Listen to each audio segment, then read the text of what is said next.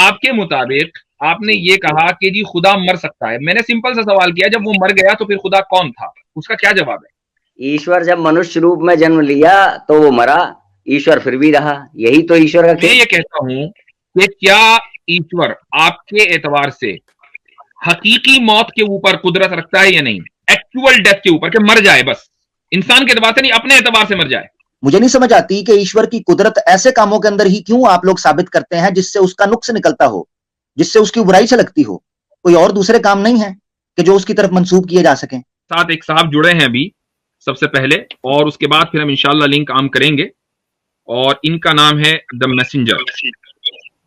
जी भाई the messenger, क्या हाल चाल है? बढ़िया सर बढ़िया, आप कैसे हैं? वही ठीक था पहले वाला। अच्छा अच्छा, वही ठीक था, ये तो आपने स्टार्ट में हमें मसल दिखाना शुरू कर दिया। हाँ मतलब ये कि अगर अच्छा आप जो है अपनी वीडियो के अच्छा, साथ आए तो ज्यादा बेहतर है, वीडियो तो आपकी ऑन ही थी ना? जी जी ऑन थी वो, एक्चुअली थोड़ा सा घर मेरा जिस रूम में हूँ कोई मसला नहीं है, कोई मसला नहीं है, वो थोड़ा सा गंदा है इस वजह से। चलें कोई आप मसला नहीं है, नो टेंशन। आप लोग कैसे हैं, सब बढ़िया? बिल्कुल ठीक ठाक हैं। आप शायद इससे पहले भी आने की कोशिश कर रहे थे, तो फिर मुझे किसी ने बताया कि भाई आज की स्ट्रीम में आप आना चाहते हैं, तो मैंने कहा जी ठीक है। मैंने उन साहब को, आपके जो हमारे जो म्यूचुअल फ्रेंड है, मैंने उनको लिंक भेज दिया था, उस तरीके से आप आए हैं। हाँ, बस जी अचानक फरमाइए। से मेरे पास आया अभी अभी व्हाट्सएप में, तो मैंने ज्वाइन कर लिया। अच्छा, तो क्या मैं आप जी आप सनातनी हैं? जी सनातनी हूँ। अच्छा अच्छा, ठीक है। तो आप को जो, आप क्या समझते हैं कि एक सनातनी जो मजहब है या जो धर्म है, जी वो सारी इंसानियत को कबूल करना चाहिए?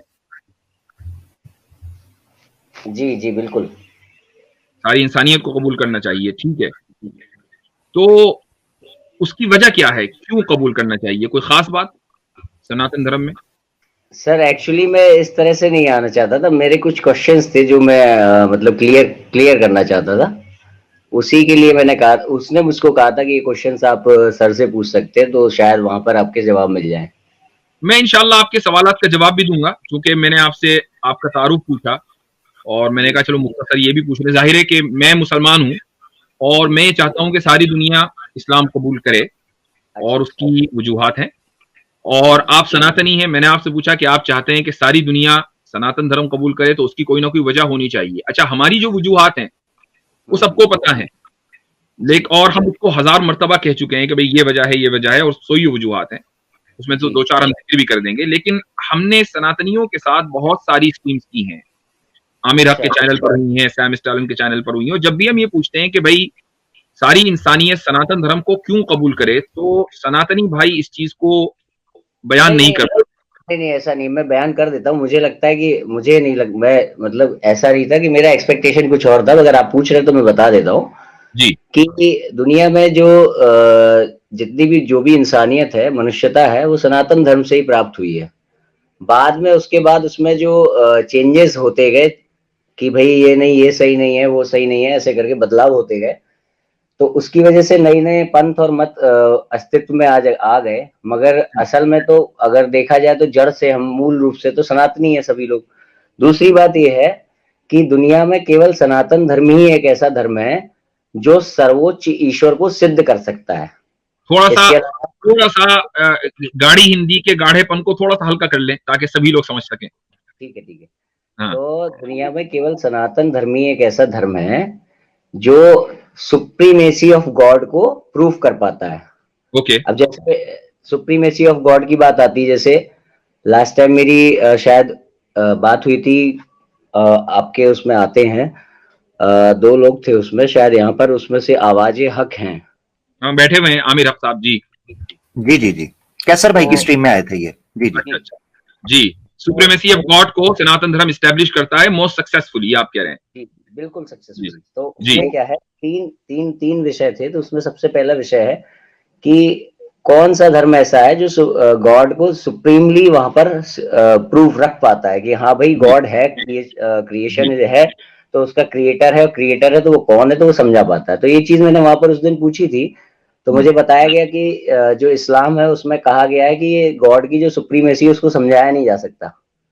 तो ये तो फिर एक वैसी बात हो गई कि मतलब एक थोपना हो गया कि भाई अब कल को हमें कोई और नया व्यक्ति मिल जाएगा, वो हमसे कहेगा कि मैं आपका ईश्वर हूँ और मुझे मानो, तो हमें उसे भी चलिए मान ठीक है, लेना। अगर अगर थोड़ी देर के लिए हम ये मान भी लें कि हमारे यहाँ इस्लाम में गॉड की सुप्रीमेसी को समझाया नहीं जा सकता, और आप ये दावा कर रहे हैं कि हिंदुइज्म में या सनातन धर्म में समझाया जा सकता है, तो क्या आप कोशिश करेंगे कि हमें समझाएं कि आपके यहाँ गॉड की सुप्रीमेसी कैसे एस्टैब्लिश करते हैं? हाँ, मैं बिल्कुल कर सकता हूँ। जी।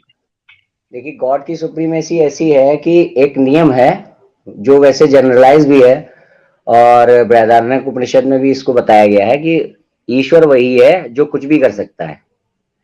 ठीक। ईश्वर वही है जो कुछ भी कर सकता है, जो किसी नियम के अधीन नहीं है, किसी भी नियम के नीचे नहीं है, हर नियम को बनाने वाला ईश्वर है।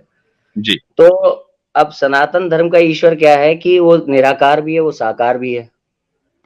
वो क्या कहते हैं, वो दिख भी सकता है, नहीं भी दिख सकता है, इसीलिए मूर्ति पूजा हमारे यहाँ, दोनों चीजें हैं। अच्छा, इसके आगे क्या है कि वो सच भी बोल सकता है, वो झूठ भी बोल सकता है, ये भी बात आ जाती है, क्योंकि नियम के नीचे नहीं है। अगर हम इस नियम के नीचे उसको मान लेंगे कि वो झूठ नहीं बोल सकता। 2+2=5 कर सकता है? हाँ जी, बिल्कुल कर सकता है। ओके, ठीक है। वो हर ऐसा कोई लॉ नहीं है जो वो ब्रेक ना करता हो, तो इसलिए उसके ऊपर कोई भी नियम लागू नहीं होता है। ठीक। अब जैसे कहा जाता है कि उसने कभी जन्म नहीं लिया, तो वो जन्म लेके भी दिखाता है। हम केवल इतनी देर की बात कर रहे हैं कि वो बुक क्या कह रही है, मतलब ये मान के चल रहे हैं कि वो बुक अपनी कही हुई बात को जस्टिफाई कर रही है कि नहीं कर रही, अपने में ही, उस बुक से बाहर नहीं जाएंगे। तो जैसे तो वो कहता है कि जो मैं समझा हूं आपकी बात, वो ये कि ईश्वर आपकी थियोलॉजी के एतबार से ऑमनीपोटेंट है, और क्योंकि ऑमनीपोटेंट होने का मतलब ये है, यानी हर चीज पर कादिर होने का मतलब ये है कि वो हर काम कर सकता है, और किसी भी कोई भी चीज उसके लिए कोई इम्पॉसिबल भी इम्पॉसिबल नहीं है। जी जी, इसमें एक दो चीजें और कहना चाहूंगा जी। जैसे जब मैं क्रिएशन बाई इस्लाम देखता हूँ, तो उसमें जो ईश्वर है वो एक कुम्हार की तरीके से दिखाई देता है। कुम्हार जो मिट्टी लेके घड़ा बनाता है, मतलब कि कहीं पे कोई बैठा हुआ है जिसने कि मन में सोचा और सामने दुनिया प्रकट हो गई। तो ऐसे में क्या हुआ कि वो कहीं पर था, तो वो जो स्पेस है जहां पे दुनिया प्रकट हुई है, वो स्पेस पहले से था, उस स्पेस को उसने नहीं बनाया, उसने दुनिया को प्रकट कर दिया, धरती को प्रकट कर दिया, सूर्य को प्रकट कर दिया। अच्छा जी, तो कुम्हार उस स्पेस को बनाने पर वो कादिर नहीं है। देखिए, जो अब जैसे जब आपने ये बताया, जब मैंने इनसे पूछा था, एक्चुअली मैं ज्यादा उसके बारे में जानता नहीं, पर मैंने पूछी थी बात, तो आपने अभी कहा ना, अभी आपने कहा कि वो स्पेस पहले से मौजूद था, वहां उसने कायनात को प्रकट कर दिया। जब आप ये कह रहे हैं कि वो किसी नियम के तहत नहीं है, तो क्या उस स्पेस को कि जिसमें उसने कायनात को बनाया, उसको बनाने पर वो कादिर है या नहीं? मैं वही तो कह रहा हूँ, उसको बनाने पर भी वो कादिर है। सनातन का ईश्वर वो है जो स्पेस के बारे में भी आपको जस्टिफिकेशन मिल जाएगा वहां। ठीक है, तो इसका मतलब ये हुआ कि जो यूनिवर्स है आपके नजदीक, वो इटर्नल नहीं है। मैं उस पर बता रहा हूँ, मैं अपनी एक लाइन खत्म करना चाहता हूँ, मट्टी लेके घड़ा बनाने वाली लाइन। तो ये जो मट्टी लेके घड़ा बनाता है जो कुम्हार, इसमें जो घड़े का सर्वोच्च सुप्रीम जो क्रिएटर है, वो कुम्हार नहीं कहलाएगा, क्योंकि उसको मट्टी उसने खुद नहीं बनाई, मट्टी पहले से मौजूद थी, उसको उसने केवल शेप दे दिया। तो इसी तरीके से जब तक हम ये मानते रहेंगे कि ईश्वर ने अपने से अलग दुनिया को क्रिएट किया, अपने से अलग, तो इसका मतलब कोई ऐसा स्पेस था जहां ईश्वर खुद है, कोई ऐसा स्पेस था जहां उसने पृथ्वी को टांग दिया, सूर्य को टांग दिया। यहाँ पर क्या होता है, जो सनातन ईश्वर है, वो जो दुनिया का निर्माण करता है, वो अपने शरीर के अंदर करता है, हिरण्यगर्भा। ये पूरा शरीर ही राम नाम में सब जग जाना। तो क्या है कि यहाँ पर कहा गया है कि ये पूरी दुनिया उसके शरीर के अंदर है, सारी गतिविधियां जो हो रही हैं उसके अंदर ही हो रही है, यानी मट्टी भी, स्पेस भी और घड़ा भी, सब कुछ ईश्वर ही है। इसीलिए हमारे यहाँ फिलॉसफी आती है कि कण कण में ईश्वर है, और क्योंकि वो अंदर है सब कुछ, और ईश्वर कुछ भी कर सकता है, तो वो जन्म भी लेता है, वो मरता भी है, आकर के अवतार भी लेता है। तो ये सारी चीजें जो है अच्छा, ये चीज मानी उसमें भी, ये तो एक लॉजिकली भी है कि जिसने दुनिया बनाई है उसके ऊपर कम से कम कोई नियम लागू नहीं होना चाहिए। तो अब जैसे एक नियम ये आ गया, बहुत छोटा सा है, कि ईश्वर सच भी बोल सकता है, झूठ भी बोल सकता है। अगर हम इस नियम को नहीं मानेंगे तो क्या बुराई को ईश्वर ने नहीं बनाया? ठीक है ना? तो बुराई को ईश्वर ने बनाया। अगर वो पहले से नहीं जानता था कि वो बुरा करेगा जन्म लेने के बाद, बनने के बाद, तो इसका मतलब वो ऑल नोइंग नहीं था। ठीक है, और अगर वो पहले से अब जी आपकी बात आ गई है मेरे ख्याल से। ये एक दूसरा मौजू शुरू हो जाएगा कि बुराई को उसने बनाया है कि नहीं बनाया है। जी मैं आपकी जो जो टैग लाइन है वो ये है कि सबसे पहली बात कि ईश्वर हर काम कर सकता है और उसमें वो काम भी हैं जो ईश्वर के ईश्वर होने के खिलाफ हैं। जी बिल्कुल, है ना? तो अब सवाल ये है कि जब आपने ये माना कि ईश्वर ने वो काम किए जो उसके ईश्वर होने के खिलाफ हैं, तो जिस वक्त उसने वो काम किए उस वक्त तो वो ईश्वर नहीं था ना। सर ये लाइन आप बोल रहे हैं कि ईश्वर होने के खिलाफ है। ईश्वर होने के खिलाफ लाइन हम सेट नहीं कर सकते ना।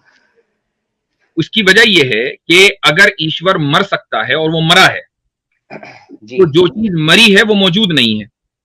तो आपने जब उसको मार दिया तो ईश्वर ईश्वर तो ना रहा।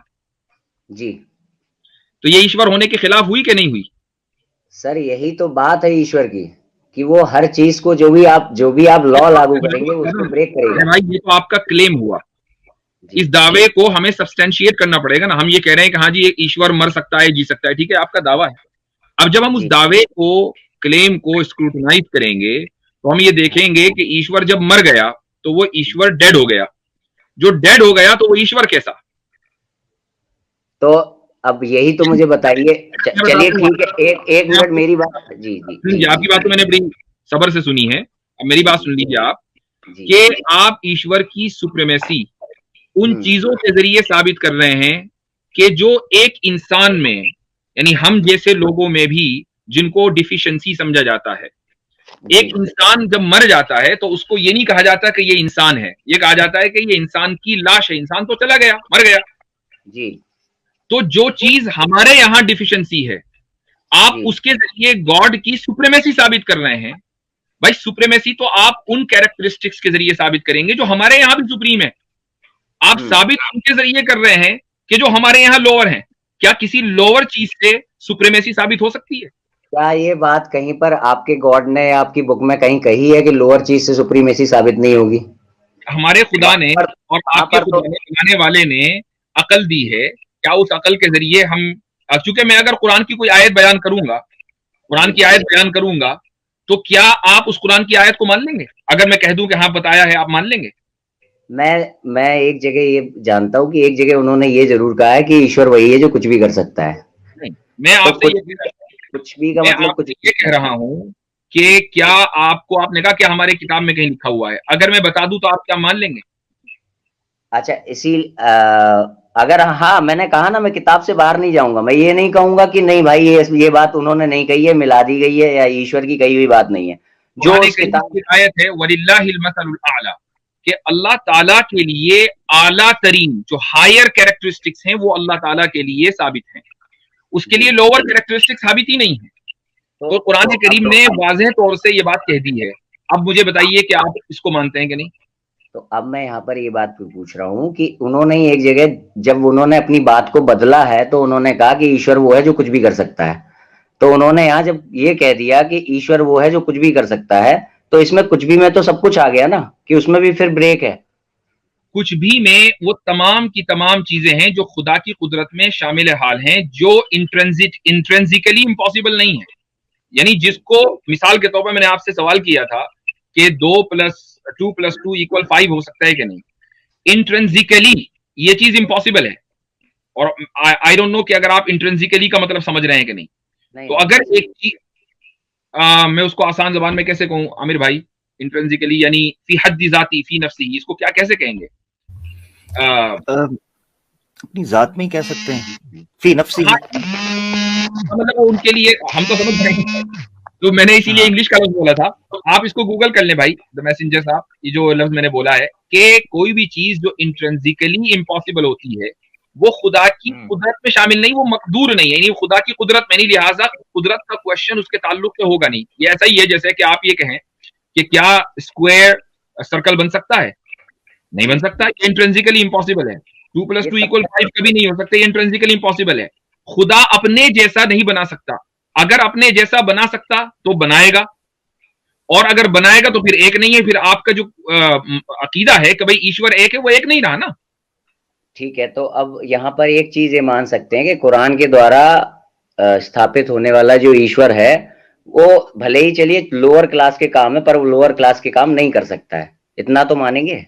लोअर जो क्लास के जो काम है वो उसका क्रिएटर है, लिहाजा वो उसकी कुदरत में तो शामिल है, लेकिन वो हाँ। करेगा नहीं, क्योंकि जो भी वो करेगा वो खुद लोअर बन जाएगा। और हमारा जो खुदा, जिस खुदा को हम तसव्वुर हमारे यहाँ है, वो कभी भी लोअर नहीं हो सकता, लोअर काम नहीं करता है। ठीक और है, ये सिर्फ कुरान के द्वारा नहीं है, आप मुफ्ती साहब से बात कर लें, कुरान के द्वारा नहीं है। मैं कुछ बातें करना चाहूंगा जो आप कर रहे हैं, ये सिर्फ कुरान के द्वारा नहीं है, आपके शास्त्रों के द्वारा बात करेंगे हम इंशाल्लाह। हाँ, अभी शास्त्र खोलेंगे, अभी तो हम अपनी बात कर रहे हैं। इसलिए प्रूफ्स को नहीं ला रहा हूँ बीच में, इसीलिए नहीं ला रहा हूँ नहीं, क्योंकि लाने हम पड़ेंगे लोग ना, लाने, खुदा के बारे में बात हो रही है ना, आपसे ज्यादा वो जानते थे जो आपसे पहले गुजरे हैं। लाएंगे लाएंगे। और आपने अभी कहा कि आप किताब से बाहर नहीं निकलेंगे, तो शास्त्र तो आएंगे ना। हाँ हाँ, किताब से बाहर करने का मतलब मैं ये चैलेंज नहीं करूंगा कि नहीं नहीं साहब यहाँ पर ये नहीं, ये खुदा ने कहा ही नहीं होगा, या ये किताब झूठी है, मैं ये नहीं कहूंगा कहीं पे। आपकी जो किताब है उसके बारे में बात हो रही है। हाँ अच्छा, अब जब एक परसेप्शन हमारा सेट हो गया कि खुदा जो है वो बनाया तो है उसने लोअर चीजों को, मगर लोअर चीजें कर नहीं सकता है, इतना तो मतलब यहाँ से तभी हम आगे बढ़े, इसको फिक्स कर लें कि वो लोअर चीजें कर नहीं सकता है। लोअर चीजें अगर वो करेगा तो फिर वो खुदा नहीं है, वो खुदा की पोजीशन से डिस्क्वालीफाई हो जाएगा। जो लफ्ज आपने बोला नहीं कर सकता, मुझे इस पर एतराज है। वो नहीं करेगा, कर सकते की बात नहीं, वो नहीं करेगा चूंकि वो उसका खालिक है। अच्छा, तो मुझे अब ये बताइए, आपके मुताबिक आपने ये कहा कि जी खुदा मर सकता है। मैंने सिंपल सा सवाल किया, जब वो मर गया तो फिर खुदा कौन था? उसका क्या जवाब है? ये वो जो मरना और जीना हमारे लिए है ना, वो हमको हमारी दुनिया में आके मर के भी दिखाता है, हमारी दुनिया में आके जी के भी दिखाता है। तो अगर वो मरने के बाद भी जिंदा था तो मरा नहीं। तो वो हमारी जो मरना और जीना शब्द है वो हमारे लिए है ना, व्यवहारवाद में है वो दो चीजें, परमात्मा। तो फिर आप फिर ये अगर ये दोनों चीजें सिर्फ हमारे ही एतबार से हैं तो इनकी तो कोई हकीकत और रियलिटी रही नहीं ना। अगर उसका मरना भी जीना ही है तो सीधा वो ये क्यों नहीं कहता कि वो हमेशा के लिए जिंदा है? हमारे लिए रियलिटी हो गई ना, राम आए मरे, कृष्ण आए मरे, हमारे लिए वो रियलिटी। मैं ये कह रहा हूं कि अगर उसके मरने के बाद भी वो जिया ही जिया, तो आप सिंपल ये कहना कि वो तो हमेशा जिंदा है। जी, पर वो मर भी सकता है, वो मनुष्य का रूप लेके जन्म ले सकता है। नहीं, वो मर गया। जब वो मर गया, आप ये कह रहे हैं कि वो अभी भी जिंदा है। अगर वो मरने के बाद भी जिंदा है और आपको पता है राइट, अगर आप ये कह रहे हैं कि हमारे एतबार से उसने मर के दिखाया, आप तो उसको मरा हुआ नहीं मान रहे ना, तो आपको पता है कि मरने के बाद भी वो जिंदा है, वो तो फिर अपने कि वो हमेशा जिंदा है, आप उसको मरा हुआ क्यों कहते हैं? वो मरा भी, वो जन्म भी लेता है, यही तो बात है, उसके सामने भी लग सकता है, ही नहीं लग सकता। आप मेरा पॉइंट नहीं समझ। नहीं, ये पॉइंट है, ये सबसे अहम पॉइंट है। रुक जाइए, आपने ये कहा कि वो हमारे एतबार से, यानी इंसानों के एतबार से उसने करके दिखाया कि मैं मर भी सकता हूँ। कहते हैं व्यवहारवाद, इसको व्यवहारवाद कहते हैं। व्यवहारवाद के हिसाब से वो मर सकता है, परमार्थवाद के हिसाब से नहीं मर सकता। उसने आपको ये करके मर के बताया ताकि आप ये समझ लें कि वो हर काम कर सकता है, राइट? जी जी बिल्कुल। तो उसका मरना ही था ना, तभी तो मानेंगे। जब उसका मरना था तो वो मर गया। फिर ईश्वर कौन था जब वो मर गया? अब अगर आप ये कहेंगे कि वो जिंदा था तो फिर वो मरा नहीं। ईश्वर जब मनुष्य रूप में जन्म लिया तो वो मरा, ईश्वर फिर भी रहा, यही तो ईश्वर का खेल है। चलिए खैर, मैं इसको अगले उससे थोड़ा सा डिफाइन कर सकता हूँ। मुझे मौका करना चाहता हूँ। एक मिनट आमिर भाई जी। हाँ, मैं इसमें बात करना चाहता हूँ। अच्छा, उस दिन जब इनके साथ बात उसमें जब इनके साथ बात हुई थी, उस वक्त मैंने इनसे सिंपल एक चीज पूछी थी कि किसी चीज पर आपका विश्वास होना एक अलग चीज है और किसी चीज को मुकम्मल तौर पर समझ पाना, उसका आपकी बुद्धि पे उतर जाना, ये अलग चीज है। और उसमें मैंने एक मिसाल इनसे पूछी थी कि जो संसारा है या पुनर्जन्म का कॉन्सेप्ट है, आप इस पे विश्वास रखते हैं? इन्होंने कहा मैं रखता हूँ। तो मैंने कहा क्या आप इसको एक्सप्लेन कर पाएंगे, क्या इसको डिटेल के साथ समझा पाएंगे? इन्होंने कहा नहीं, अभी मैं उस बारे में ज्ञान हासिल कर रहा हूँ, मुझे नहीं पता मैं समझा पाऊंगा। जरा सुनिए मेरी बात, मैं आपको तब से सुन रहा हूँ ना मेरा भाई, मैं तब से।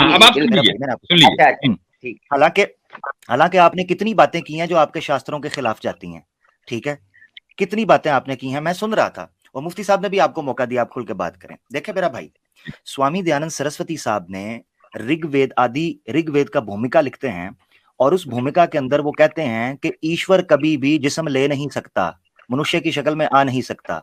ये मुमकिन नहीं कि उसकी वजह ये है कि हमें यह मानना पड़ेगा कि जब ईश्वर ने जन्म लिया तो ईश्वर आमिर ने भाई खुद आपकी को आवाज बहुत कट क्रिएट रही है, किया, खुद को। आपकी आवाज कट रही है। मैं फोन से आता हूँ हजरत, मुझे जी फोन से आना। चलें, आप इतने फोन से आइए और मैं एक चीज अपना पॉइंट एक और मुकम्मल कर लूं और उसके बाद सैम भाई आपको, अभी जो मरने और जीने की बात चल रही है ईश्वर के, आपने ये कहा कि वो इंसान के एतबार से मरा है। मैं ये कहता हूं कि क्या ईश्वर आपके एतबार से हकीकी मौत के ऊपर कुदरत रखता है या नहीं, एक्चुअल डेथ के ऊपर, कि मर जाए बस, इंसान के एतबार से नहीं, अपने एतबार से मर जाए? क्या इसमें बात आती है कि इसमें ये बात आती है कि सबसे पहले फिर ये जानना पड़ेगा कि मरना और जीना है क्या। मरना और जीना, मरने का मतलब मरना, यानी अब वो नॉन एग्जिस्टेंस में चला गया। क्या ईश्वर नॉन एग्जिस्टेंस में जा सकता है? जब तक ये शब्द एक मनुष्य के रूप से है, मनुष्य की वाणी से निकल रहा है मरना, तो ये व्यवहारवाद है, और व्यवहारवाद के अनुसार फिर ईश्वर मर सकता है, जन्म भी ले सकता है। मैं मरने की बात ही नहीं कर रहा हूं, मरने का लफ्ज मैंने वैसे ही बोला, असल है नॉन एग्जिस्टेंस। क्या ईश्वर नॉन एग्जिस्टेंस में जा सकता है? तो मैं बता, नॉन एग्जिस्टेंस में जा सकता है, बिल्कुल जा सकता है नॉन एग्जिस्टेंस में। ठीक है, अब ईश्वर नॉन एग्जिस्टेंस में चला गया, ईश्वर डज नॉट एग्जिस्ट जी। अब ईश्वर कौन है? ईश्वर फिर भी रहेगा परमार्थवाद में। आपने अभी कहा कि वो नॉन एग्जिस्टेंस में चला गया, अब नहीं रह सकता वो, क्योंकि वो नॉन एग्जिस्टेंस में चला गया। सर ये व्यवहारवाद में कहा है मैंने, मनुष्य के बात से भाई, वो आपके एतबार से, मैं कह रहा हूं ईश्वर अपने एतबार से नॉन एग्जिस्टेंस में जा सकता है या नहीं? बात तो तब भी आप और मैं ही कर रहे हैं ना, मनुष्य कर रहा है ना बात। जब तक हमारे द्वारा उसकी बात हो रही है तब तक वो व्यवहारवाद में एग्जिस्टेंस से बाहर भी जाएगा, एग्जिस्टेंस के अंदर भी जाएगा। तो मतलब ये है कि आप भी ये मान रहे हैं कि ईश्वर ये काम नहीं कर सकता, तो आपने भी उसकी कुदरत को महदूद कर दिया, लिमिट कर दिया। जी आमिर भाई दोबारा आ गए। जी अच्छा, मैं ये चीज कह रहा था, हाँ, मेरी आवाज आ रही होगी। अच्छा, एक तो ये चीज है, जब इन्होंने मुझसे पूछा था ना कैसर भाई की स्ट्रीम में, ये वैसे किसी हमारे एक्स हिंदू भाई नौ मुस्लिम है, उनके तवस्सुत से ही आए हैं, मैंने कहा बताता चलूं। तो उस वक्त इन्होंने ये सवाल रखा था कि मैं ये पूछना चाहता हूं कि क्या हम अल्लाह को समझ सकते हैं मुकम्मल तौर पर। मैंने कहा समझने से मुराद क्या है? एक वो है, ये चीज तो समझ आती है, इससे आगे आप समझने से क्या मतलब समझते हैं? इन्होंने कहा जी वो कैसे है, इस वक्त कहाँ है, किस तरह दिख, क्या? मैंने कहा ये डिटेल तो हम नहीं जान, ये मुतशाबिहात में से है, इसका हम क्लेम नहीं करते। और अल्लाह ने भी इस बारे में कहा है कि ला युद्रिकुल अब्सार व हुवा युद्रिकुल अब्सार। ठीक है, ला तुद्रिकुल अब्सार व हुवा युद्रिकुल अब्सार, कि अब्सार उसका इहाता नहीं कर सकती, तो इहाता हम नहीं कर सकते। हाँ, उस बारे में हम बुनियादी मालूमात जो हमें कुरान से मिलती है उसको हम सामने लेकर चल सकते हैं। खैर वापस आते हैं उस पर। मैंने फिर इनसे एक सवाल पूछा था कि आमिर भाई, एक पॉइंट मेरे जहन में आया आपकी इस बात पर, मुझे इजाजत दीजिए। द मैसेंजर साहब, क्या आप ईश्वर को मुकम्मल जान सकते हैं? बिल्कुल जान सकते हैं। तो फिर ईश्वर महदूद हुआ, लिमिटेड हुआ? कैसे? जब आप किसी चीज के बारे में मुकम्मल इंफॉर्मेशन हासिल कर लें तो वो लिमिटेड है। क्या इंसान अनलिमिटेड को जान सकता है? अनलिमिटेड को ईश्वर क्या करता है, जैसे ही हम बात का जवाब दीजिएगा, क्या आप अनलिमिटेड इंफॉर्मेशन हासिल कर सकते हैं? क्या इंसान अनलिमिटेड जान सकता है? इंसान ईश्वर को समझ सकता है, दूसरे शब्दों में कहें तो। मेरी सवाल का जवाब दीजिए। ईश्वर को छोड़ दीजिए फिलहाल, आप इंसान हैं, आप अनलिमिटेड समझ सकते हैं? बिल्कुल, मोक्ष के टाइम पे समझ जाएंगे। वो अनलिमिटेड नहीं है, वो लिमिटेड है। तो हम समझे कब उससे? आप मेरी बात सुन लीजिए। मैसेंजर भाई, आप दूसरे इंसान को नहीं समझ सकते, आप ईश्वर को समझने की बात कर रहे हैं। आज तक इंसान अपनी बीवी को नहीं समझ सका, और आप कहते हैं मैं ईश्वर को समझ। अच्छा मैसेंजर भाई, मेरी बात थी ना बीच में, जिससे मुफ्ती साहब को पॉइंट समझ आया था। एक चीज मैं उस तरफ, यहाँ पे क्या है, ईश्वर को ये भी कहा गया है आप समझ सकते हो, पूरी तरीके से समझ सकते हो, मगर वो क्या है, परमार्थवाद हो जाएगा, हम खुद ईश्वर में जाके लीन हो जाएंगे। हमारा मोक्ष क्या है? यही तो मसला है। अभी देख, मेरी बात सुने, इसे कहते हैं कि अद-दलीलु अलल मतलूब। ठीक है, आप एक ऐसी चीज को दलील के तौर पर पेश कर रहे हैं जो आप बजाते खुद दावा है, क्लेम ही ये है। ये इलॉजिकल आर्गुमेंट होगा अगर आप थोड़ा सा मंतिक को, फलसफे को इस्तेमाल करें। याद रखें, जितने लोग आते हैं यहाँ पर, सुन लेना भाई, एक मिनट भाई, एक मिनट जरा आमिर भाई मुकम्मल कर लीजिए। हाँ, देखें, मैंने अक्सर नोट किया है, जो आप भी कर रहे थे, कि ईश्वर क्या मनुष्य के रूप में आ सकता है, प्रकट हो सकता है? ये सवाल के जवाब में आमतौर पर श्री राम और श्री कृष्णा को पेश कर दिया जाता है और इस तरह के विष्णु के अवतारों को पेश कर दिया जाता है। हालांकि वो खुद चीजें भी डिस्प्यूटेड हैं, कन्फ्लिक्टेड हैं। उनके बारे में हिंदुओं के अंदर कॉन्फ्लिक्ट है। कोई यूनानिमसली ये हिंदुइज्म के जितने सेक्ट स्कूल ऑफ थॉट्स हैं यूनानिमसली इस पर मुत्तफिक ही नहीं है। स्वामी दयानंद सरस्वती साहब ने श्री राम और श्री कृष्णा को कहा ये साधारण मनुष्य थे, हाँ बार बार जन्म लेकर आते थे, ये उन्होंने खुद कहा है। इसका मतलब यह है कि आप एक ऐसे आर्ग्यूमेंट को पेश कर रहे हैं ईश्वर को मनुष्य के रूप में दिखाने के लिए जो खुद कॉन्फ्लिक्टेड है, कतई नहीं है, जन्नी है, एब्सोल्यूट नहीं है। एक तो ये चीज है, ठीक है। आपका माइक म्यूट है, जरा सुन ले मेरा भाई, आपका माइक म्यूट है, जरा सुन ले।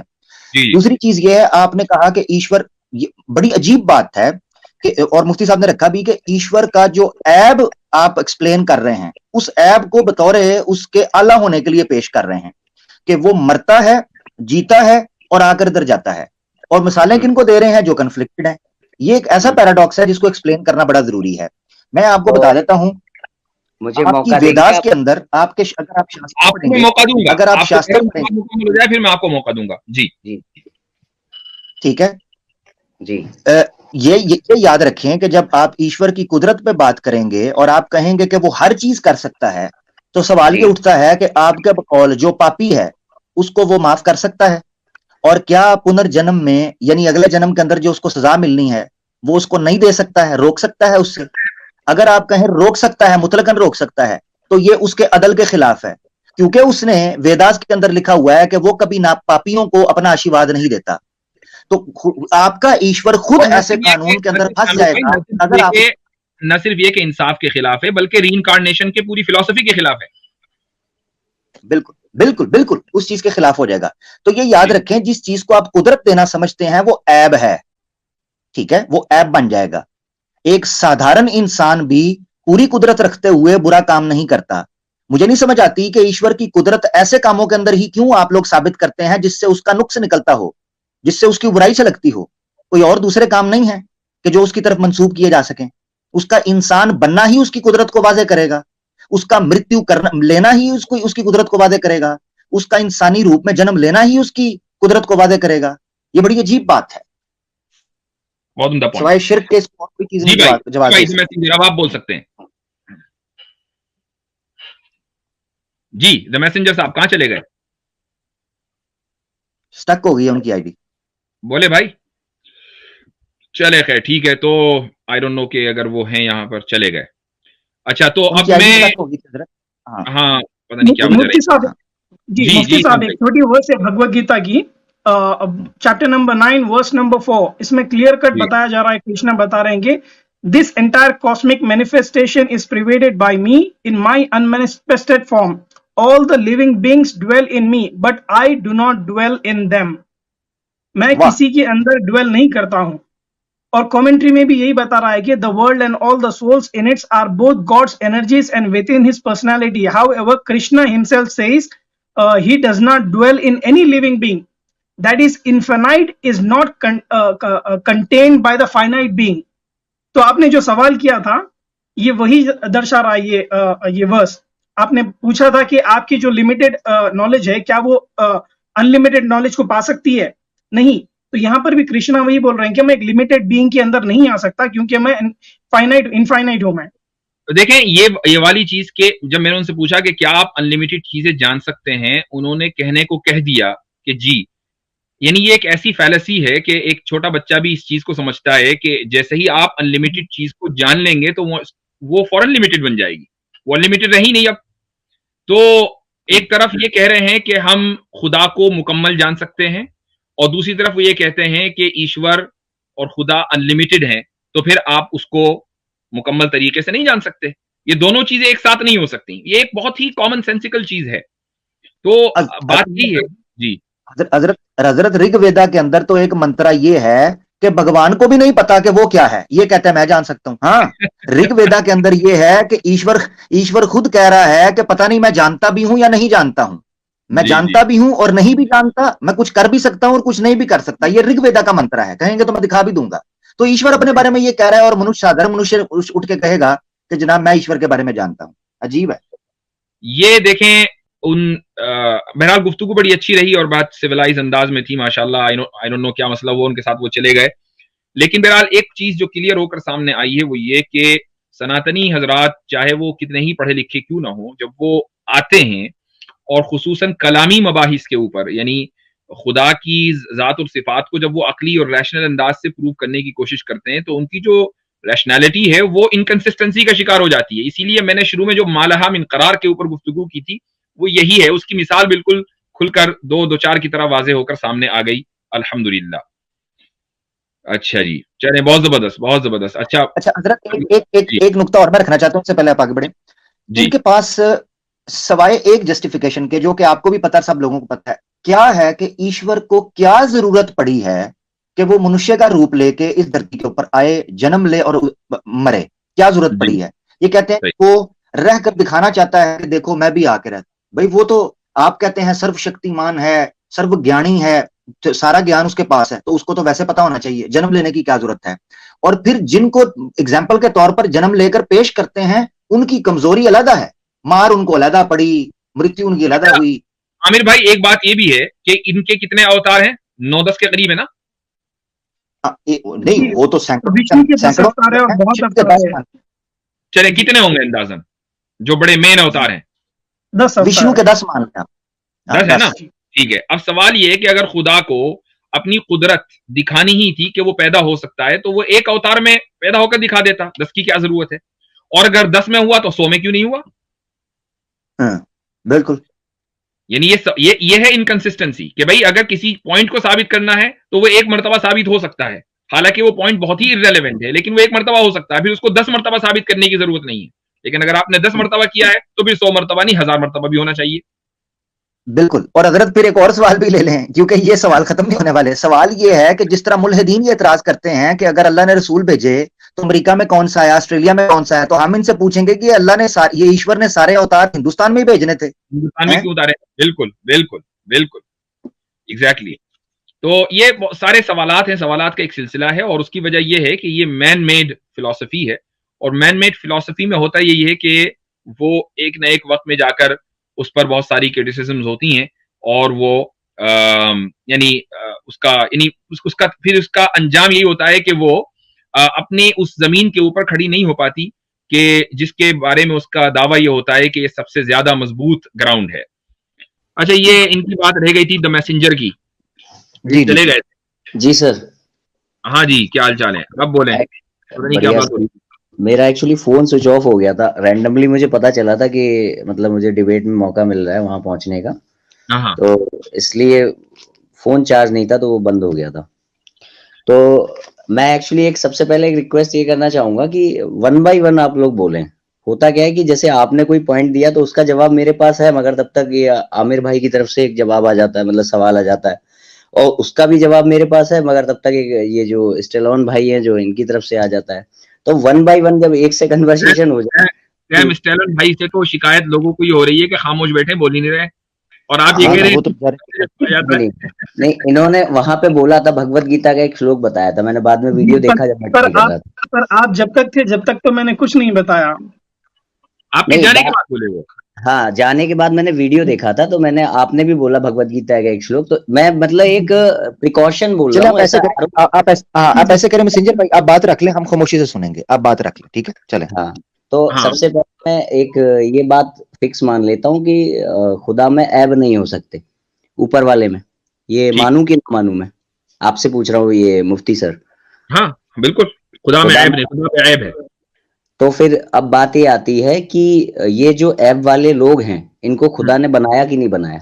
हाँ, ऐब का क्रिएट करना ऐबदार नहीं बनाता इंसान को। अगर खुदा ने बुराई तख्लीक की है और तख्लीक की है तो उससे खुदा बुरा नहीं बन गया। जी ठीक है। अच्छा, और दूसरी एक बात ये आती है कि जैसे ये तो फिक्स ही हो गया कि वो जन्म नहीं ले सकता, ये भी क्लियर है ना? बिल्कुल ठीक है, क्योंकि उस समय आपने कहा था कि उन्होंने ये नहीं कहा है कि मैं जन्म नहीं ले सकता, मैं जन्म लेता नहीं हूँ। नहीं, चूंकि जन्म लेना भी ऐब है। अच्छा ठीक है, जन्म लेना भी ऐब है। ठीक है जी, ये भी मेंशन होगा मेरे ख्याल से। हाँ हाँ बिल्कुल आपकी बिल्कुल, लम यलिद ओके लम यलिद व लम यूलद। आपके शास्त्रों में भी है। हाँ चले ठीक। आगे। नहीं, मैं आपकी बातों का जवाब दूंगा। आपने जो बोला दयानंद सरस्वती जी को लेके, मैं दूंगा उनका जवाब। जी। तो अभी मैं ये मान लेता हूँ कि खुदा में ऐब नहीं हो सकते, ठीक है। तो अब ये मुझे बताइए कि जैसे एक प्रकरण आता है कि शैतान, तो शैतान को खुदा नहीं बनाया, बनाया ना? खुदा है बिल्कुल। शैतान को खुदा ने बनाया, तो शैतान ये चाहता, आप अपनी बात जो है ना मुकम्मल कर लें, बीच बीच में आप सवाल करेंगे तो मुनासिब नहीं है, आप पूरी बात रख लें। हाँ, तो शैतान को खुदा ने बनाया, शैतान ये चाहता है कि वो उनकी एजुकेशन में मिलावट करे, जो एजुकेशन वो कुरान के जरिए देना चाहते हैं लोगों को। अब जब वो मिलावट करे तो इसका मतलब क्या खुदा ये चाहते हैं कि मिलावट वाला ज्ञान पहुंचे लोगों के पास? ठीक, ये सवाल है आपका। तो फिर प्रामाणिकता कैसे बचती है? ठीक, होगी आपका सवाल। जी बताइए। ठीक है, आपको क्या लगता है कि खुदा ने इंसानियत को क्यों पैदा किया है?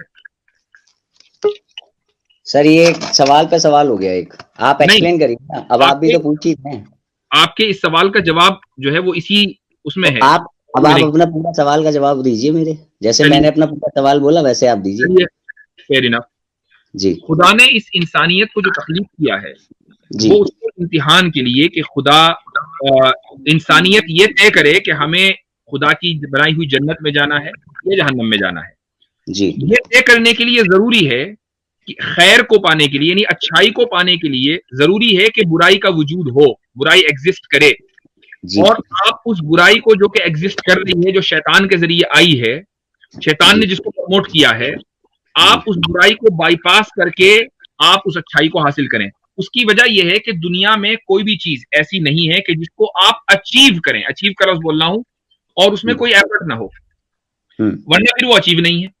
मिसाल के तौर पर अगर किसी का बाप मर जाता है और उसकी औलाद अपने बाप की दौलत हासिल करती है, इनहेरिट करती है, तो इनहेरिट करना अचीव करना नहीं है, क्योंकि अचीव करने में एफर्ट लगना जरूरी है। और एफर्ट के होने चाहिए रेजिस्टेंस।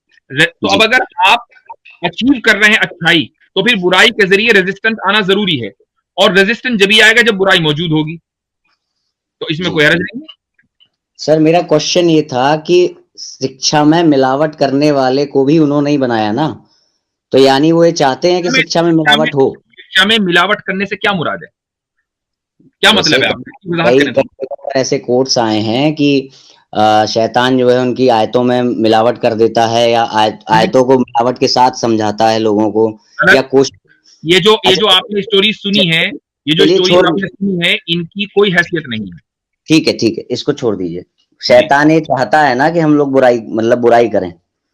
हाँ बिल्कुल, इसमें कोई तो है। अब ये चाहने वाले को बना तो वो ही रहे हैं। ठीक, तो फिर ये डिसाइड कैसे हो कि वो जब एक तरफ बुराई चाहने वाले को बना रहे हैं, तो फिर डिसाइड कैसे हो कि ये जो वो किताब दे रहे हैं वो रियल है?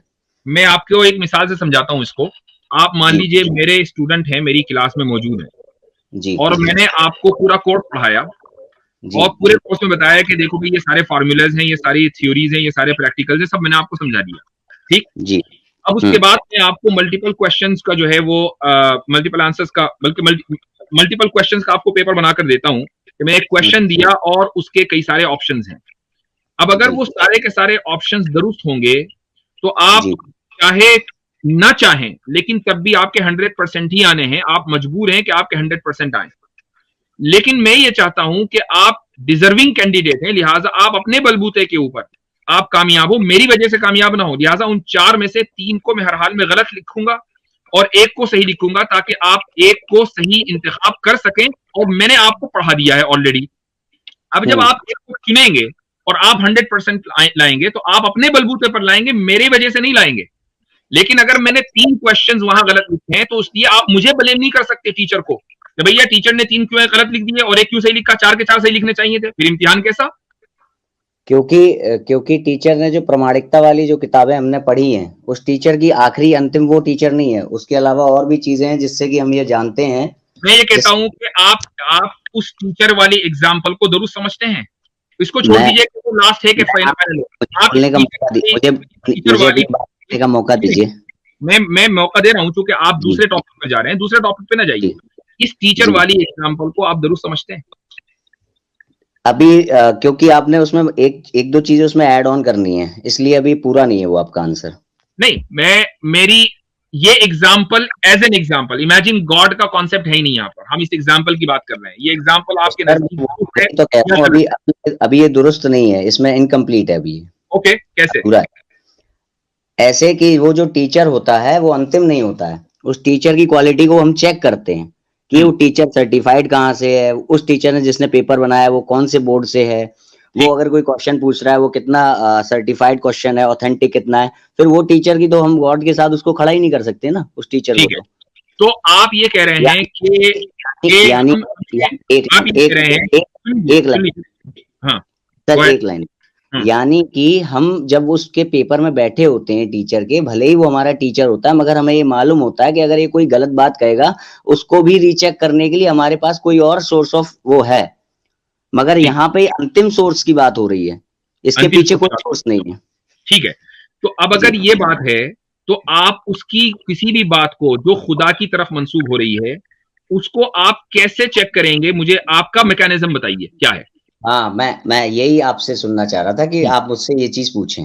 ठीक है, तो पहले तो मैं आपसे क्लियर करना चाह रहा हूँ, जैसे आप अपने क्वेश्चन रखते हैं तो मैं क्वेश्चन रखना चाह रहा हूँ, क्या ऐसी कोई आयत है जहां से वो जो सर्टिफिकेशन मिल रहा हो कि हाँ भाई खुदा ने ही शैतान को भी बनाया मगर ये ज्यादा चीज प्रमाणिक हो गई, ऐसा कुछ? पूरे कुरान की एक आयत में यही लिखा हुआ है।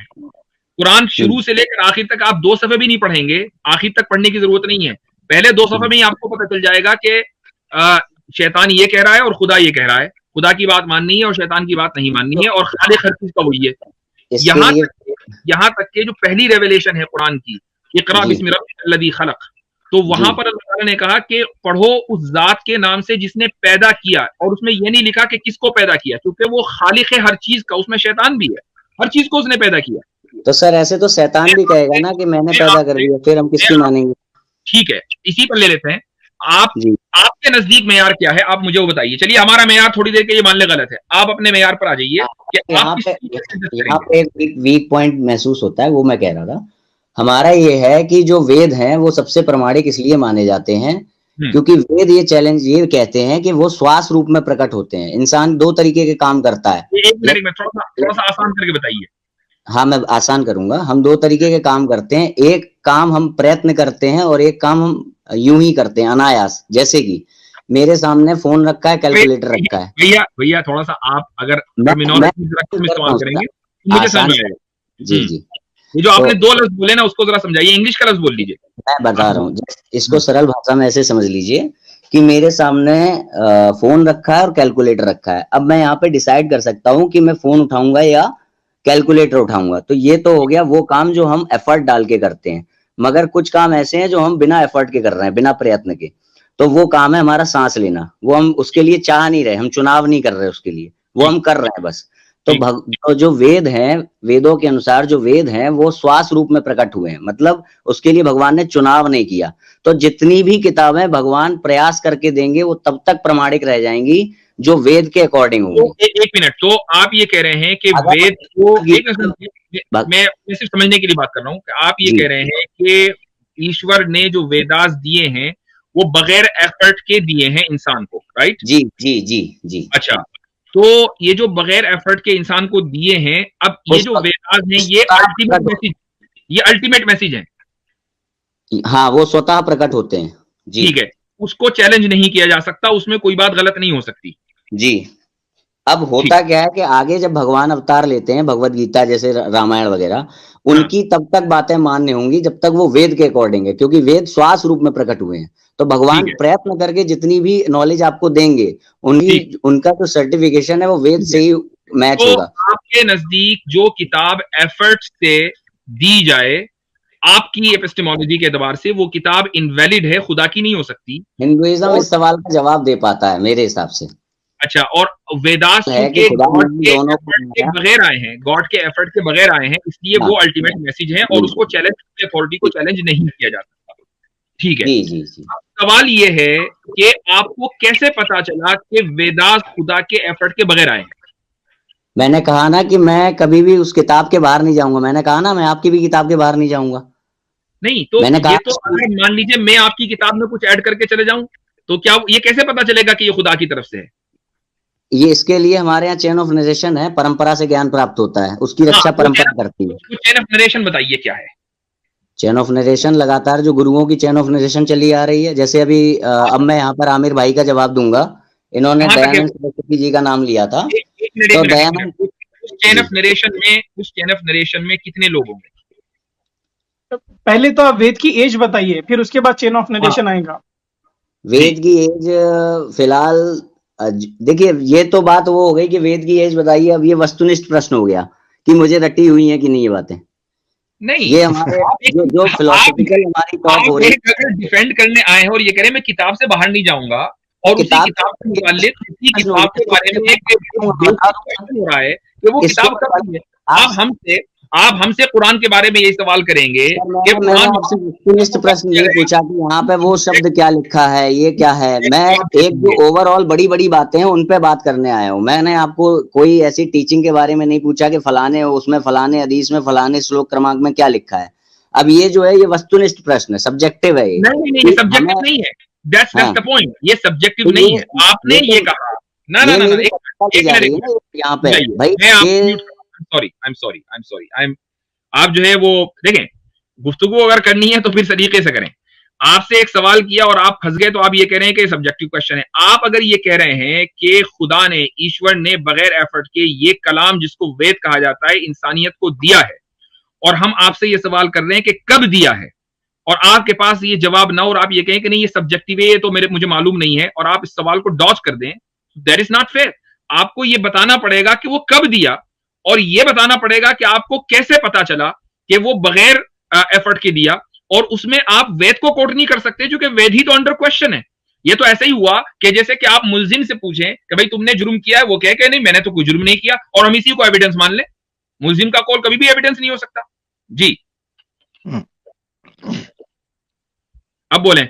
जी, अब मैं एक क्वेश्चन यहाँ पे रखना चाहूंगा कि कई बार मुझे ऐसा दिया जाता है कि ये जो है खुदा, इसमें मिलावट नहीं की जा सकती, कुरान के लिए बोला जाता है अक्सर। मैं आपसे सवाल वेदास के ताल्लुक से सर, तो मैं एग्जांपल दे रहा हूँ ना, आप समझने की कोशिश तो करिए, मुझे बोलने तो दीजिए।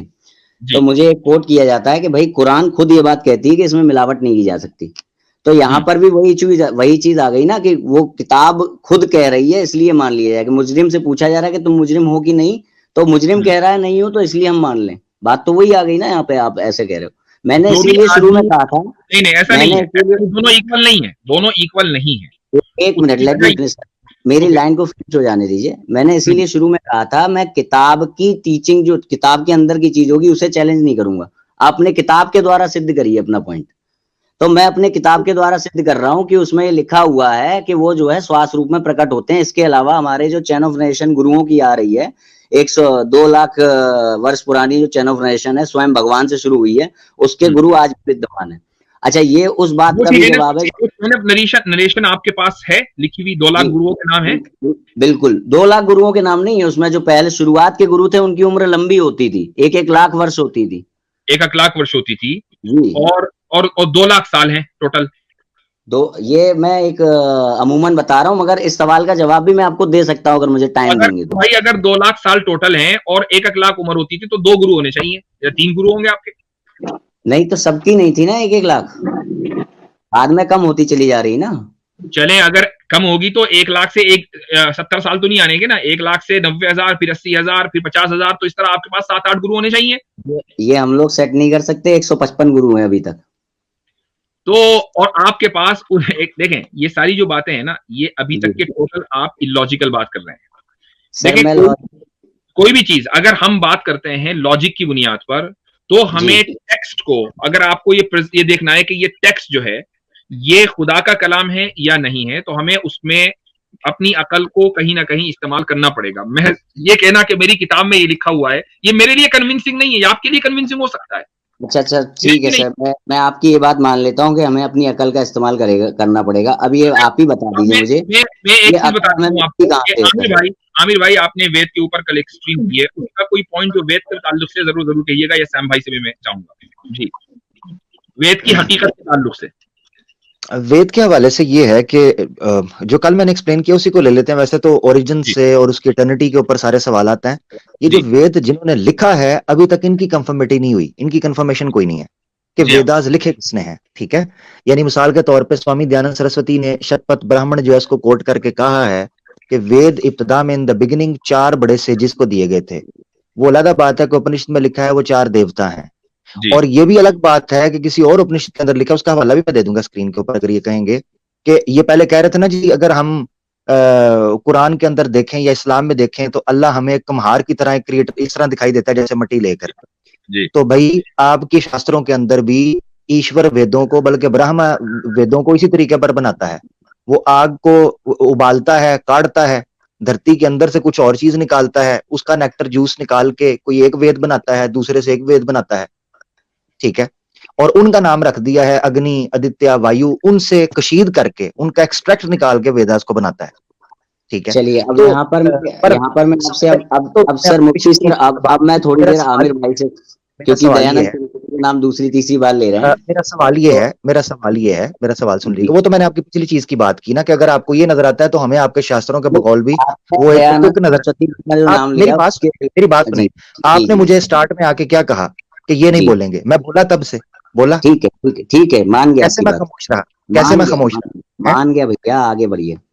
हाँ मान गए ना, अब खामोश रहना मेरा भाई जी। सीखें, चीजों के साथ सीखना भी है, सिर्फ झाड़ना नहीं है, सीखना भी है। अच्छा जी तो सवाल तो मेरा होगा ना मेरा प्यारा भाई, वो ये होगा वेदास लिखे किसने? और ये मैं ये नहीं कह रहा अब, शुरू जब वेदास आए हैं ना उस वक्त किसने लिखे थे, ये बताएंगे जी। वेदास अपौरुषय हैं। वेदास जब भगवान सृष्टि की रचना करते हैं तो स्वतः प्रकट होते हैं, भगवान उसके लिए प्रयत्न नहीं करते। मैं पूछ रहा हूँ लिखे किसने, मुझे बात समझी आपने? मैं क्रिएशन की बात नहीं, लिखने वाली बात तो ये है कि जब लिखने की चीज जब बारी आई तब लिखेगा। शुरू में तो मुंह जमानी कन्वर्ट हुए ना पीढ़ी। मैंने आप सवाल ये है क्यों, वजह क्या है, मुश्किल क्यों पड़ रही है, सवाल क्या था दोबारा बोलूं? हाँ मैंने ये पूछा है कब लिखे हैं, ये पूछा मैंने। आपने वही तो पूछा, लिखे किसने? मैंने क्या पूछा? लिखे किसने? हाँ इसका जवाब दो, शाबाश। तो लिखने की बात तो ये आती है कि भाई जब आधुनिक युग आया तब लिखे गए होंगे। मैं कह रहा हूं भाई, ये पूछा मैंने कब, फिर वही बात किसने? अरे किसी इंसान ने लिख दिए, मान लिया, चलिए कौन था? हाँ इस तरह हो, आहिस्ता आहिस्ता, किसने? ठीक है, कौन था? कोई एक इंसान, मैं नहीं जानता, छोड़ दीजिए उसे, नहीं जानता मैं। जानते क्यों नहीं, बताए ना, जिक्र है उनका। आप तो कहते हो हर चीज का जवाब है हमारे पास, तो देना जवाब। आपके घर में तो हर चीज का जवाब है। शास्त्रों में जवाब है, मैंने सब रट नहीं लिया। मेरा तो शास्त्रों में लिखा होगा ना, किसने लिखे हैं शास्त्रों में लिखा होगा, उसका नाम लो, कौन है? अरे तो आप ये जो वस्तुनिष्ठ प्रश्न कर रहे हैं उससे जाहिर क्या करना चाहते हैं, उस पे आइए ना। ओहो, मैं बता रहा हूँ वेदास किसने लिखे, किसी एक का, कोई एक दो का नाम तो ले लो, एक दो का ही ले लो भाई। देखिए जो वेदास हैं वो अलग अलग ऋषियों ने, वेदों के जो मंत्र हैं वो मैंने सवाल क्या पूछ रहा हूँ, सवाल पूछा है जो मैंने, उसकी तरफ क्यों नहीं आते यार, बड़े ज्ञानी हैं आप। सवाल पूछा है, कोई एक का नाम बताओ, आप मुझे डिटेल में ले जाते हो। ठीक है, ऋषियों ने लिखे, ठीक है, ऐसे ही मैं भी पूछूंगा तो आप भी दीजिएगा। फिर वही बात, ओहो प्यारे भाई, फिर वही बात, ऋषियों ने लिखे, मुझे भी पता ऋषियों ने, मैंने कौन सा कहा किसी जानवर ने लिखे, कौन था वो, नाम तो लो उसका। ब्रह्मा जी ने लिखे, चलिए। हैं जी, किसने? ब्रह्मा जी ने। ब्रह्मा जी ने। ब्रह्मा जी कौन है? वो ऋषि हैं।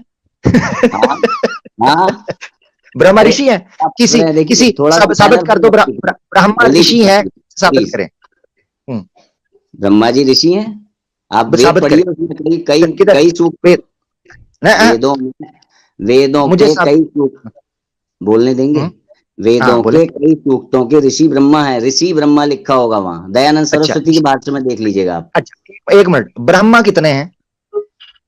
ब्रह्मा कितने हैं? ब्रह्मा एक है। अच्छा ठीक है, ऋषि जो है ये मनुष्य होता है, ये कोई देवता होता है?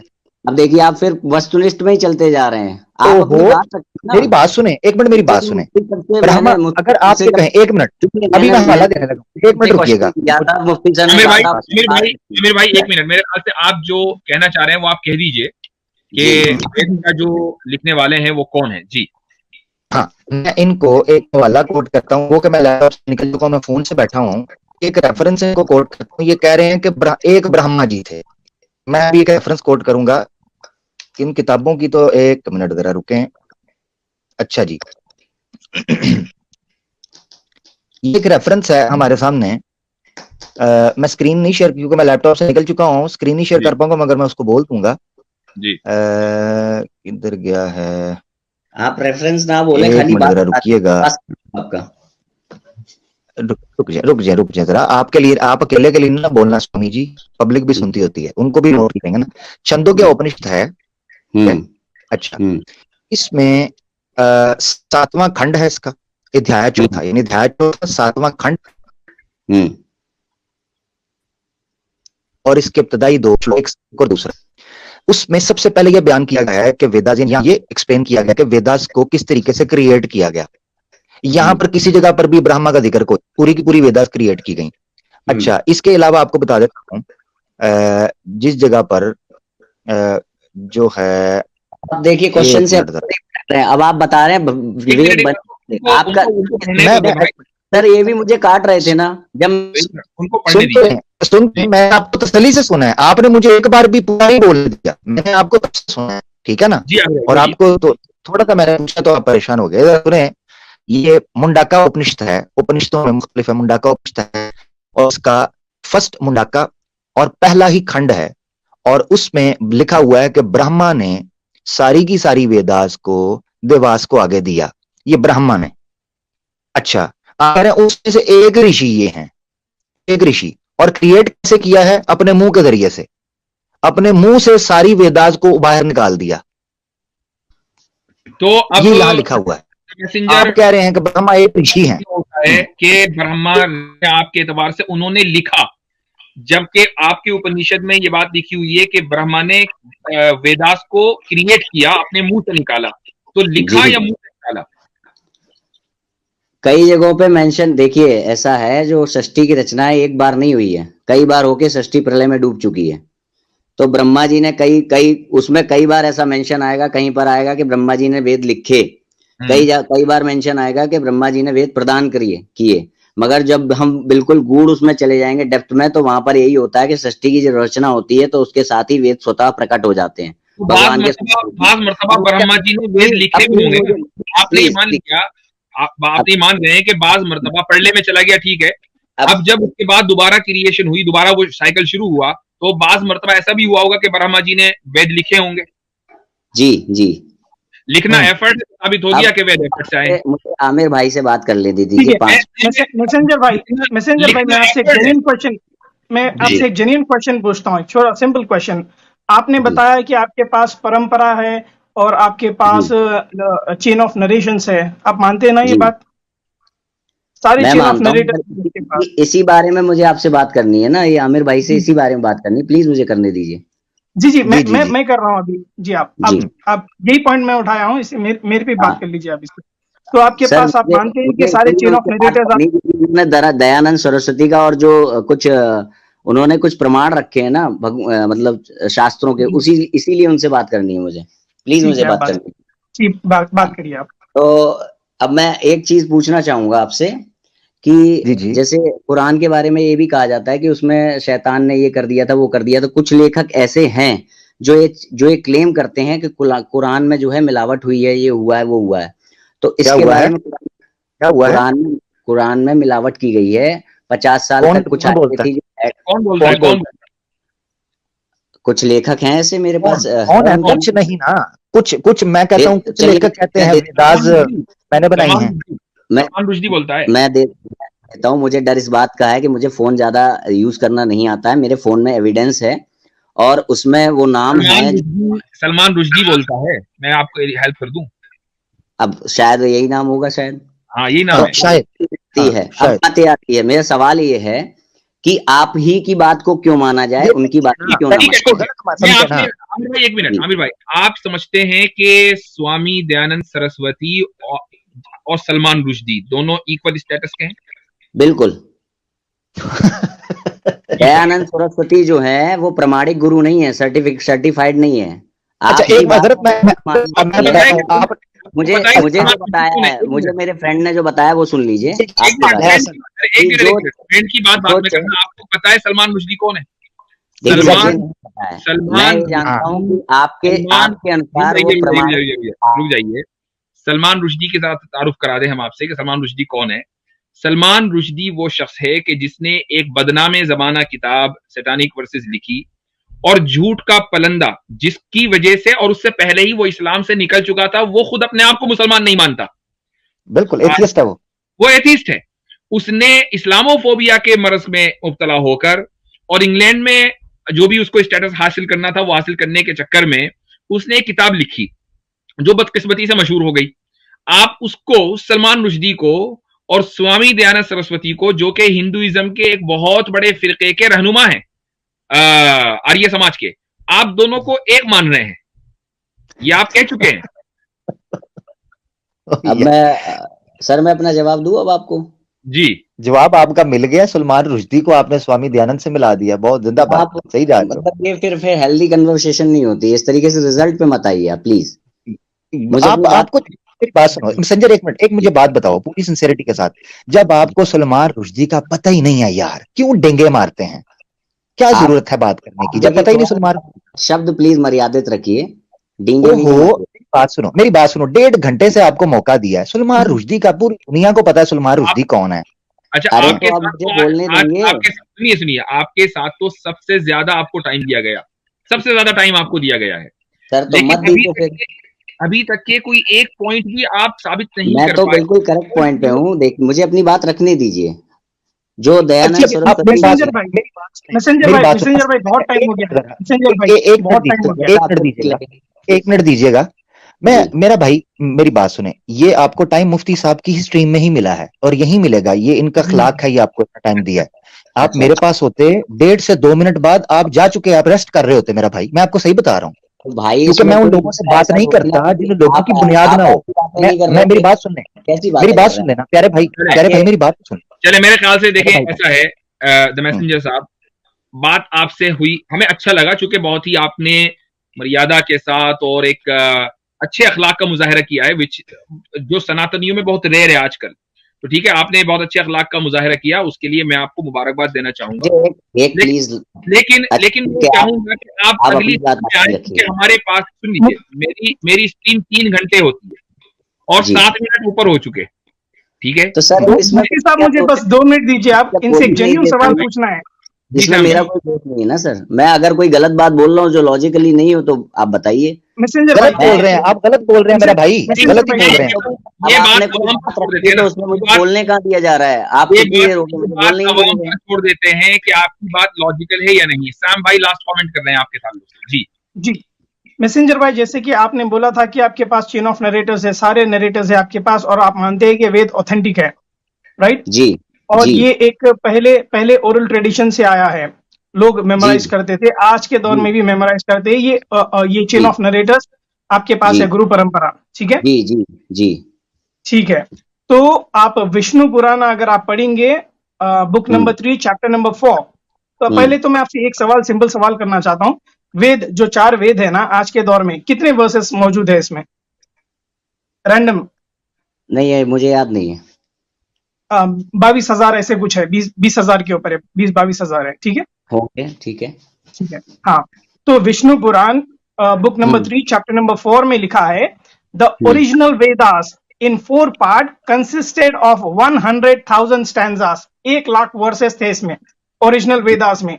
अगर आपकी गुरु परंपरा जो थी, चेन ऑफ नरेटर्स थे जो मेमोराइज करते थे, ओरल ट्रेडिशन से आ रहे थे अभी तक के, तो 1 लाख वर्सेस आपके 4 वेदास में आज मौजूद रहना चाहिए था, पर वो नहीं है। आज सिर्फ 20,000 है सिर्फ जी।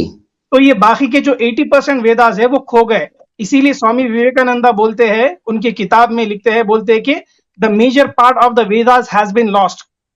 सर, आप इस बात को मानते हैं कि नहीं, जो ज्ञान होगा वो सर्टिफाइड पीछे चेन ऑफ नरेशन से जो मिलेगा वही प्रमाणिक होगा? इस बात को आप किताब, जी 1 मिनट दीजिए। आपने बताया, एक मिनट आपने बताया कि आप किताब से बाहर नहीं जाएंगे, मैं किताब के अंदर से बता रहा हूँ। आप विष्णु पुराण की कमेंट्री क्यों दे रहे हैं? नहीं, विष्णु पुराण बता रहा हूँ। विष्णु पुराण में 1 लाख वर्सेस है लिखा हुआ। मुझसे सुन लीजिए, विष्णु मैसेंजर हाँ, विष्णु पुराण का जवाब ये है कि उन्होंने ये कहा है ना कि 1 लाख से जो 1 करोड़, आप 100 करोड़ बता रहे हैं, 100 करोड़ से वो जो श्लोक हैं वो घटके इतने हो गए हैं, तो उन्होंने 100 करोड़ नहीं, 1 लाख, ठीक है, 1 लाख से वो घटके इतने हो गए हैं। तो उसमें यही बात है कि जो क्या कहते हैं, जो उसको जो ट्रांसफर करने वाले हैं शुरुआत में ही वेदों का ज्ञान प्राप्त करके, जब भगवान जब वेदों श्वास रूप में वेद प्रकट होते हैं तो 1 लाख में होते हैं, मगर जो उनको जब श्लोकबद्ध किया जाता है तो उसमें श्लोक कम हो जाते हैं, उनका सार कम में आ जाता है। वाह, जबरदस्त, क्या कहने, क्या बात है, क्या बात है, ये बात है, क्या बात है। भगवान जो है अपनी बात को बहुत फैलाकर कहने वाले थे, लेकिन बंदों ने ये किया कि उस फैली हुई बात को मुख्तसर करके आगे भेजा। तो जो काम बंदों को करना था भगवान खुद ही करते थे। बंदों ने नहीं, भगवान ने किया ये भी, ये काम नहीं किया ना। अगर यही किया तो फिर 80,000 और 1 लाख का फर्क कहां से हुआ भाई? कहां से हुआ? तो पहले 1 लाख कर, हाँ तो पहले 80,000 कर देते, को 20,000 पहले ही कर देते, पहले क्यों 1 लाख? देखिए अब आपकी लॉजिक जो है ना वो पब्लिक को चेक करने दे। आप ये कह रहे हैं कि किस तरीके से आप चाहते हैं कि आप ही को, आप ही की बात को अंतिम माना जाए। ये काम दयानंद सरस्वती विवेकानंद को आप मत मानिए, आप जाकर मैसेंजर आप अपनी खुद बात सुनो, आप एक बार खुद सुनना, आप एक बार खुद सुनना कि आपने कहा क्या है, ठीक है ना? अब आपने जो जुमला बोला ना लास्ट में, इससे पता चला। अपना ख्याल रखें, बहुत धन्यवाद, बहुत हो गया भाई, हमें स्ट्रीम भी खत्म करनी है। और ओवरडोज हो गया, मुझे माइग्रेन, हजरत मुझे इनकी मंतक सुन के माइग्रेन शुरू हो गया, बड़ी हैवी मंतक है भाई।